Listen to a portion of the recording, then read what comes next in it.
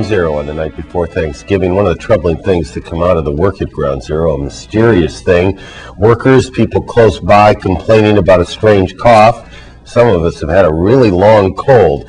It may not seem like a mystery when you see all the smoke and dust that covered lower Manhattan, but the science is yet to give us an easy answer, at least as far as we can tell. We're joined tonight by Dr. George Thurston, an environmental medicine specialist at NYU School of Medicine, and Representative Gerald Nadler, Democrat of New York. This is his district, and Congressman has lots of thoughts on how things ought to be handled down there. It's nice to see both of you. Good evening. Look at. Do we know if that air is safe down there? Do we know? Well, I think that safe is a relative term, and there's always a risk of air pollution, especially for certain susceptible populations, even at normal air pollution levels that we experience in big cities like New York City. Is that what we're talking about? Is that it's no different or no worse than normal air pollution? Well, it is different. I think you have to look at where you're talking about, whether you're at Ground Zero or in the general population blocks away. There's a big difference.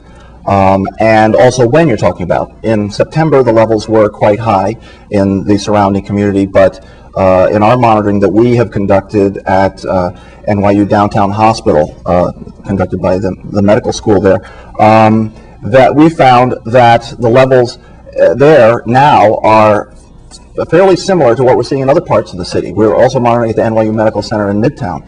So the levels of small particles are similar. Now, there's the addition of the dust in the air, and that actually is part of the answer to what you're talking about, this cough and irritation.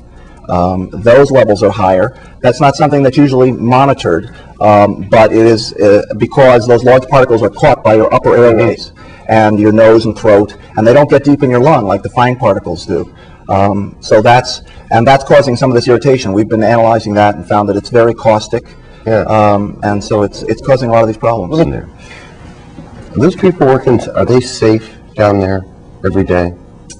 Well, I actually haven't been monitoring at the site and working at the site. I've been working at monitoring in the community at blocks away. Yeah. But from what I understand, it is a risky place. The kind of work they're doing is inherently risky, so there's always some risk associated with this kind of work. But if they're wearing their respirators, for example, and following good industrial hygiene and by practices, respirators, you don't mean these like hospital masks? No, certainly not that. No, there are real respirators that have to be properly fitted to the face and used properly in order to work, and they will protect the workers from the various pollutants at the site if used reliably and properly. If used.